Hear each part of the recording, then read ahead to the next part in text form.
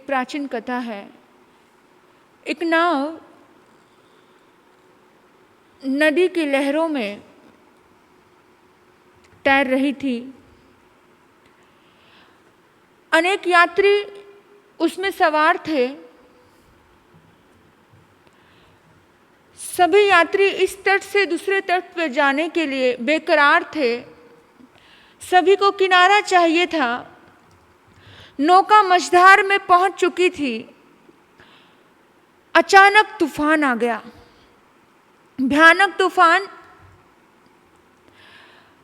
हवाएं जोर से चलने लगी, बरसात भी आने लगी। नौका लहरों में कांपने लगी। किसी भी क्षण नौका मझधार में डूबने के कगार पर है। सब लोग एक दूसरे को देखने लगे और सब बेचैन होने लगे कि अब क्या होगा, अब क्या होगा। पूरी तरह से नदी में तांडव नृत्य हो रहा है। तूफान शिखर पर है। नौका में बैठे यात्री अपने अपने इष्ट का, परमात्मा का, भगवान का नाम लेने लगे। जो भी जिस परमात्मा को मानता था उस परमात्मा को याद करने लगा। देखिए, अक्सर लोग भगवान को दो कारणों से याद करते हैं। एक कारण होता है वो भय। जब व्यक्ति भयभीत होता है, जब व्यक्ति डरा हुआ होता है, तब वो भगवान को याद करता है कि भगवान मेरी रक्षा कर लेना, मुझे इस भय से उभार देना। कभी कोई ऐसे संकट के समय आते हैं, संकट के पलों में, दुख के पलों में, भय के पलों में व्यक्ति भगवान को याद करता है। और दूसरा कारण है भगवान को याद करने का लोभ के समय। इंसान प्रतिष्ठा के लिए, इंसान अपनी इज्जत के लिए, अपने मान सम्मान के लिए, अपने शानो शौकत के लिए, अपने दौलत शोहरत के लिए भगवान को याद करता है। लक्ष्मी बढ़े, मेरी सुख सुविधाएं बढ़े, भगवान कृपा करना। इंसान का स्वभाव है। या तो वो भय की वजह से भगवान को याद करता है या फिर वो लोभ की वजह से भगवान को याद करता है। किसी भी चीज़ की चाहत यानी लोभ है। चाहे स्वर्ग की चाहत है, चाहे लोक की चाहत है, चाहे परलोक की चाहत है, चाहे किसी भी कोई भी चाहत को लेकर के आप चल रहे हो, कोई भी बंधन है, आखिर वो बंधन तो बंधन है। कोई भी चाह है, चाह तो चाह ही है। तो उस नौका में बैठे हुए लोग भगवान को याद करने लगे क्योंकि वो भयभीत थे। उन्हें बचना था, उन्हें जान प्यारी थी। सब भय से प्रकंपित हो रहे थे, दर्द से दुखी हो रहे थे, परेशान हो रहे थे और सब के सब भगवान को याद कर रहे थे, अपने अपने परमात्मा को। उन लोगों के बीच में, उन लोगों के मध्य में एक व्यक्ति जो आराम से सो रहा था। नाव इधर उधर डोल रही है, हिचकोले खा रही है, लेकिन वो आराम से सो रहा था। जो आत्मा भीतर से स्थिर होती है उसको बाहर में कोई भी परिस्थिति अस्थिर नहीं कर सकती। बाहर में कैसी भी परिस्थिति हो जाए उसको, उसके ऊपर उसका प्रभाव नहीं पड़ता है क्योंकि वो भीतर से स्थिर है। वो भीतर से आनंदित आत्मा बाहर की किसी भी परिस्थिति से अपने भीतर की स्वस्थिति नहीं बिगाड़ती है। तो उस व्यक्ति को नाव के लोगों ने कहा कि अरे नाव डावाडोल हो रही है और ये व्यक्ति है जो आराम से सो रहा है। लोगों ने कहा कि कितना पागल है, कितना मूर्ख है, इस सबको अपनी जान पे पड़ी है, जान बचाने की इच्छा हो रही है और ये पागल आदमी जीने को इसको शौक नहीं है, ये आराम से सो रहा है, इसे मरने का कोई भय नहीं है।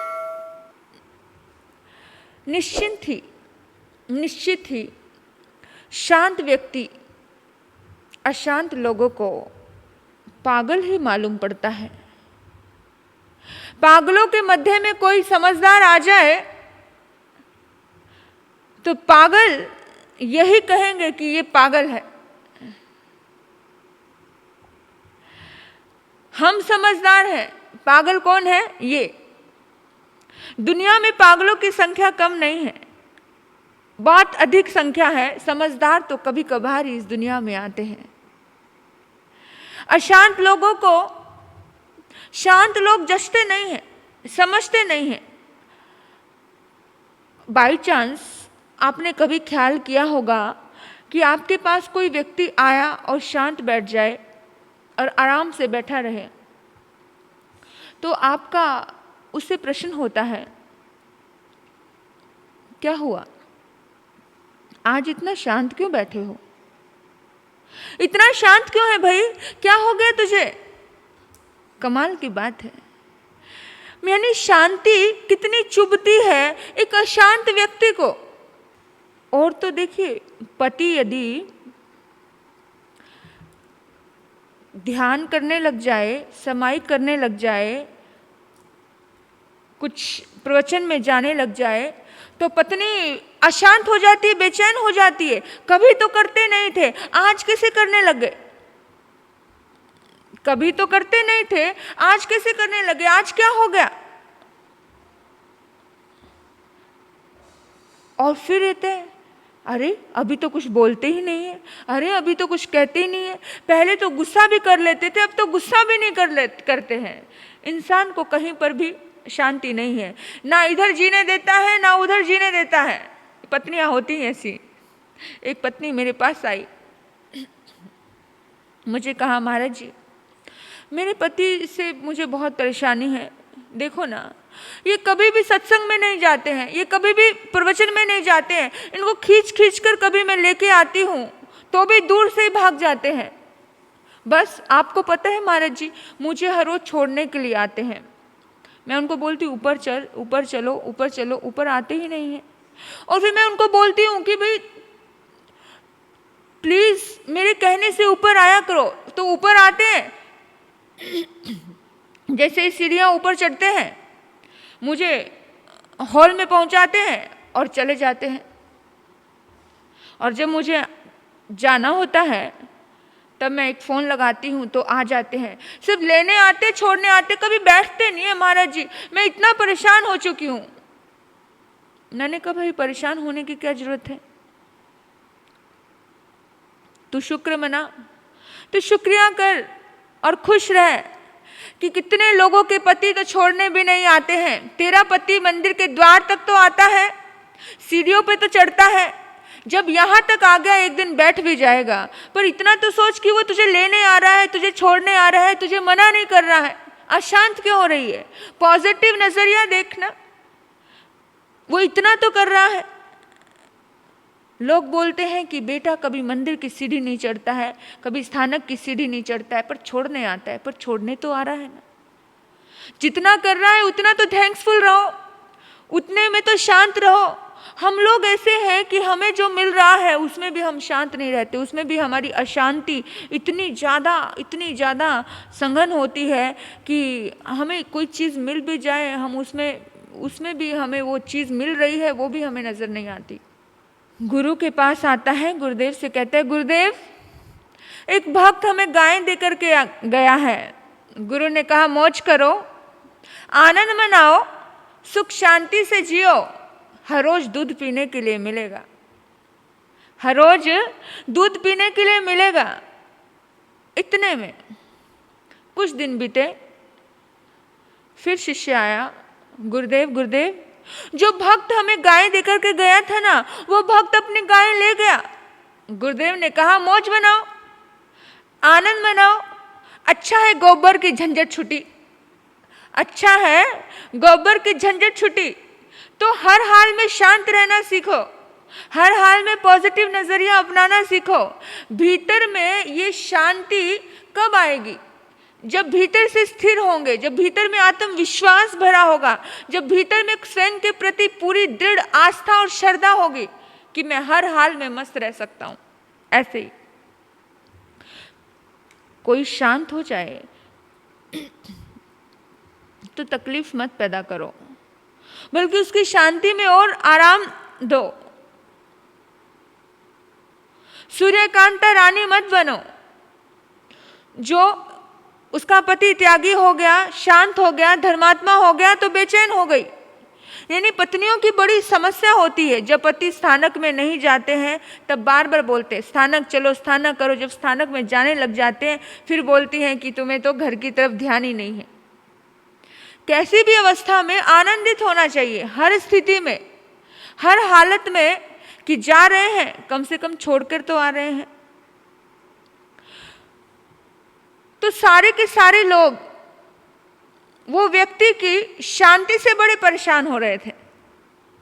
इंसान जैसे क्रोध में अगर कोई व्यक्ति बोले नहीं ना, एक व्यक्ति क्रोध कर रहा है, दूसरा व्यक्ति चुप है, तो क्रोधी व्यक्ति को उसकी चुप्पी भी बर्दाश्त नहीं होती, उसको बड़ा गुस्सा आता है कि कुछ बोल ही नहीं रहा है, घंटे भर से बोल रहा हूं मैं। सोचने वाली बात है, बोल नहीं रहा है तो अच्छी बात है ना, एक चुप सौ सुख। लेकिन फिर भी अशांत व्यक्ति को उसकी शांति बर्दाश्त नहीं होती। अब सब अशांत थे उस नाव में, सब घबरा रहे थे, सब डरे हुए थे, सब बेचैन थे। अब सब ने कहा कि भाई इतना तूफान आ रहा है, ये आराम से सो रहा है। उसको हिलाया, उसको झकझोड़ा, उसको बोला अरे भाई आंखें खोलो, देखो कितना तूफान आ रहा है। उस व्यक्ति ने आंखें खोली, कहा तूफान आया है तो क्या फर्क पड़ता है, तूफान आ रहा है तो अभी उस तूफान को बिठा देते हैं।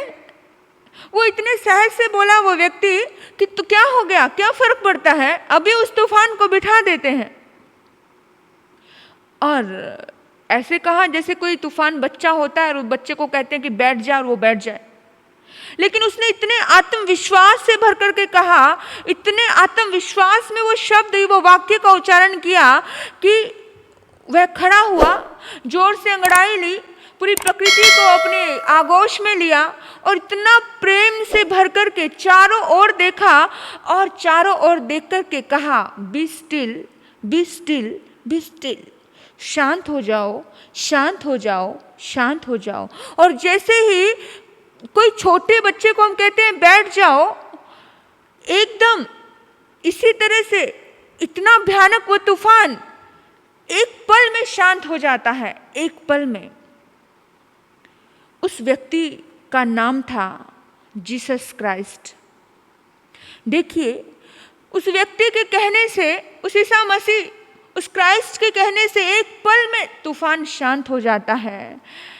ये कथा कितनी काल्पनिक है या कितनी सत्य है ये तो मुझे नहीं पता, लेकिन ये कहानी हमें एक बहुत बड़ा संदेश दे करके जाती है कि हम सबके जीवन में, हम सबके भीतर कोई ना कोई तूफान है, कोई ना कोई उठाक पटाक है, कोई ना कोई भवंडर है, भीतर में चल रहा है। कुछ ना कुछ जीवन में आरोह अवरोह आते ही रहते हैं। सबके जीवन में तूफान है, भीतर एक तूफान से जूझ रहा है इंसान।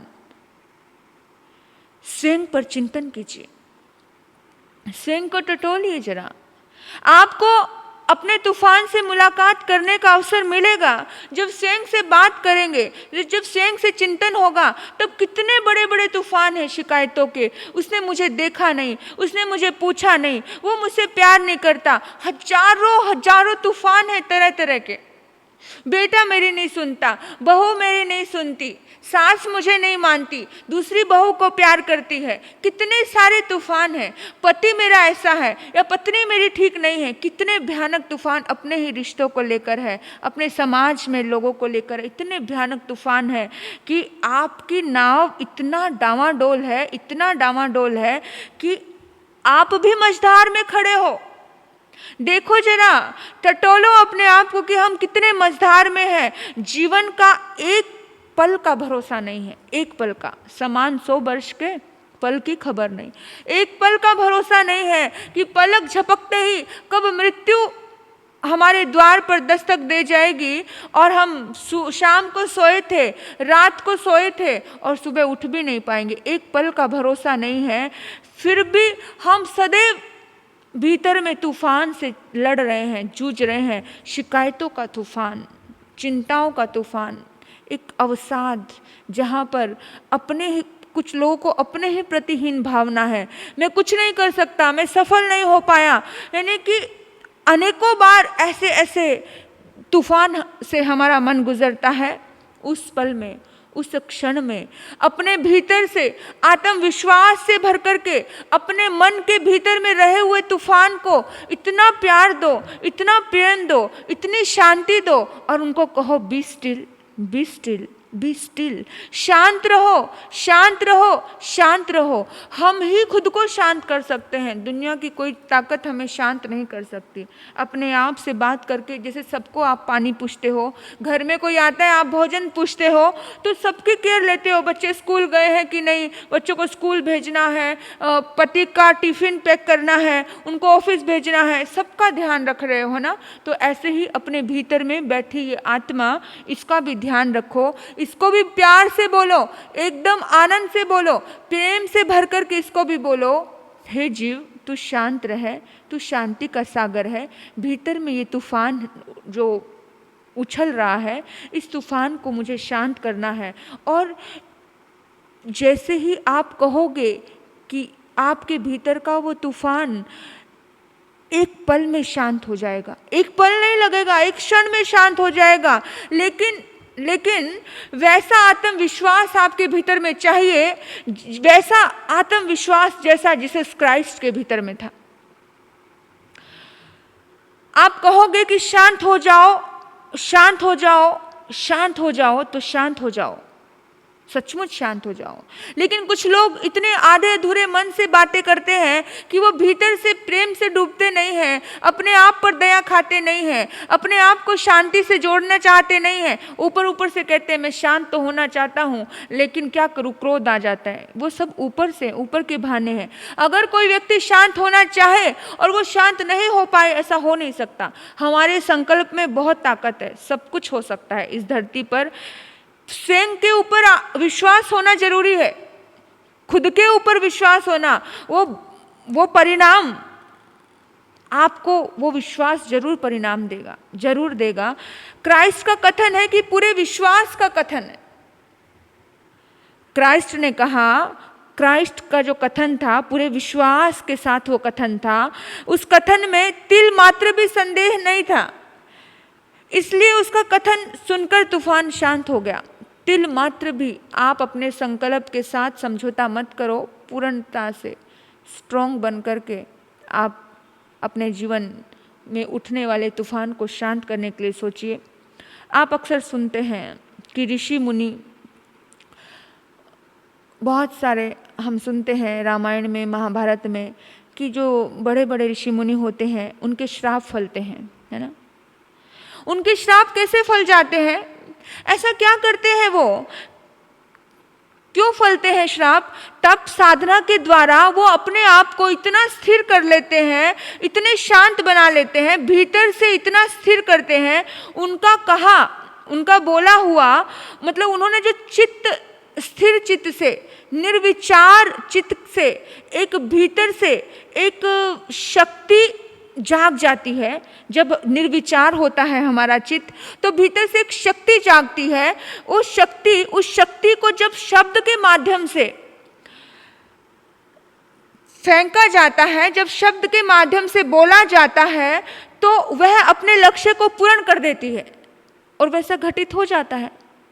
श्राप क्या होता है? वो बोले हुए शब्द वो फलित होते हैं, क्योंकि इतने दृढ़ शक्ति से, इतने स्थिर चित्त से, इतने शांति से, इतने भीतर से उन्होंने क्या किए होते हैं, अपने मन वचन काया को एकीकार किया होता है, एकाकार। और जब इतना स्थिरता से उन्होंने वो काम किए होते हैं, तो वो एकदम से किसी की साधना भंग की और एकदम से उनके मुंह से कुछ निकला,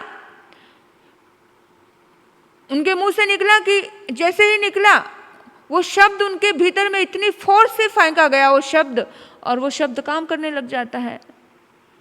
एक विचार एक तीर की तरह बन जाता है। एक विचार जब शुद्ध मन से, जब स्थिर मन से एक ही विचार करते रहो, तो वो इतने तीर की तरह बन जाता है कि सीधा निशाने पे जाकर के लगता है। इतना ज्यादा प्रभाव करता है एक विचार। हमारे भीतर में खुद के प्रति आत्मविश्वास हो, आत्मविश्वास से बोले गए वो शब्द निशाने पर जाकर के लगेंगे। देख लेना आपका, जैसे जीसस क्राइस्ट ने एक प्यार से भीतर से डूब करके बोला शांत हो जाओ, तो तूफान शांत हो गया। तो मैं आपको कहती हूँ, बाहर के तो क्या, भीतर के तूफानों को भी शांत करने की ताकत हम में और आप में है। लेकिन बस खुद को आत्मविश्वास से भर करके खुद के भीतर की शक्ति को स्थिर करना होगा, तो हमारा और आपका कल्याण होगा, शुभ होगा, मंगल होगा। इन्हीं सद्भाव से मैं अपने वक्तव्य को यहीं विराम देती हूँ। ओम शांति।